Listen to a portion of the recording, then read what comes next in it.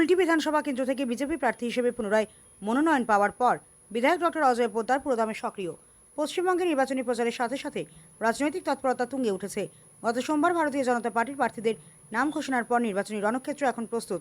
কুলটি বিধানসভা কেন্দ্র থেকে বিজেপি প্রার্থী হিসেবে পুনরায় মনোনয়ন পাওয়ার পর বিধায়ক ডক্টর অজয় পোদ্দার পুরোদমে সক্রিয়। মঙ্গলবার তিনি হাতে তুলে নিয়ে কুলটি থানা মোড়ে দেওয়াল ছবি এঁকে ব্যক্তিগতভাবে তার নির্বাচনী প্রচার শুরু করেন। বিজেপি নেতৃত্ব ডক্টর অজয় পোদ্দারকে পুনরায় মনোনয়ন দেওয়ার সাথে সাথেই তিনি তার জনসংযোগ এবং প্রচার জোরদার করতে একটুও সময় নষ্ট করেননি। ব্যস্ত কুলটি থানা মোড়ের দেওয়ালে বিধায়ককে ব্যক্তিগতভাবে দলের প্রতীকপত্র এবং স্লোগান আঁকতে দেখার জন্য স্থানীয় পথচারী ও সমর্থকরা থেমে যান। পুরো এলাকা জয় শ্রীরাম এবং ভারতীয় জনতা পার্টির জিন্দাবাদ ধ্বনিতে মুখরিত হয়ে ওঠে। দেওয়ালে লেখার সময় বিপুল সংখ্যক বিজেপি কর্মী এবং স্থানীয় নেতৃত্ব ডক্টর পোদ্দারের সঙ্গে ছিলেন। বিধায়ককে প্রার্থী হিসাবে পেয়ে কর্মীদের উৎসাহ দ্বিগুণ বেড়ে যায়। এই উপলক্ষে ডক্টর পোদ্দার বলেন, দল আমার উপর যে আস্থা রেখেছে আমি তার মর্যাদা রাখতে দৃঢ়প্রতিজ্ঞ।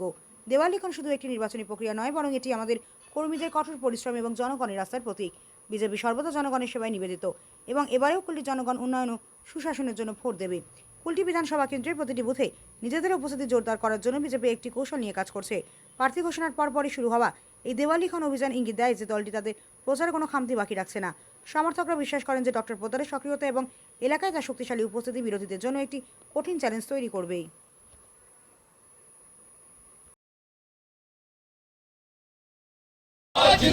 बीजेपी लौटसे लौटबे डॉक्टर अजय कुमार पोद्दार जिंदाबाद जिंदाबाद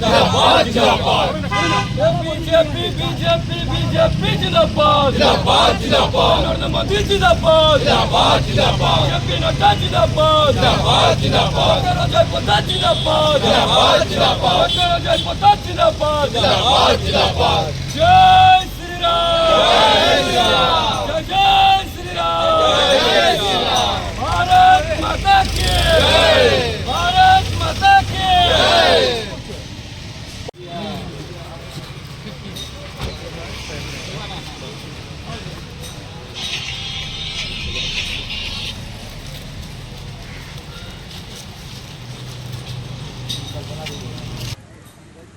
বলতে গেলে তো এই এএমসি আসানসোল মিউনিসিপ্যাল কর্পোরেশন 28টা ওয়ার্ডে যদি গ্রামের ভিতরে যাবেন তো মনে হবে গ্রাম পঞ্চায়েত থেকে খারাপ অবস্থা।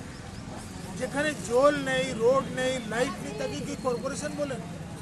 কুমারগুলো টালি বানাতে বন্ধ করে দিয়েছে।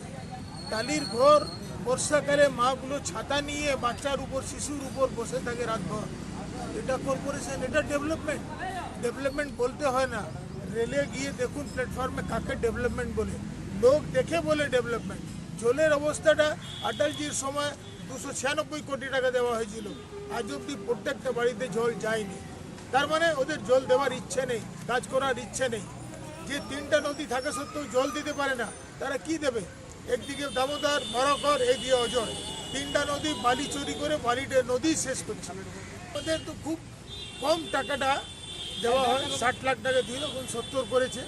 তার মধ্যে আমি অনেক স্কুলকে কম্পিউটার দিয়েছি, সোলার লাইট লাগানো হয়েছে, সেল, বিসিসিএল, রেল থেকে বড় করে আপনার ট্রেনের স্টপেজ আছে, লিফট আছে, তারপরে আপনার বাইপাস রোড যে অসম্ভব ছিল সেটাও হয়েছে। কুলটি বরাবর সীতারামপুর 3টা স্টেশনে লাইটিং সিস্টেম দেখবেন, আগে চকচক মতন লাইট হয়ে গেছে, আর অন্ধকার থাকে না। সীতারামপুর অমৃত ভারত স্টেশনে আমরা চেষ্টা করে নিয়ে এসেছি। আর বরাবর এটা ছাড়া সোলার লাইট আছে, রোড অনেকটা ইসিএল বানিয়েছে, কয়েকটা রোড আছে, বেসডি রোড আছে, মিঠানি রোড আছে, আলডি রোড আছে, সব ইসিএল থেকে বানানো হয়েছে।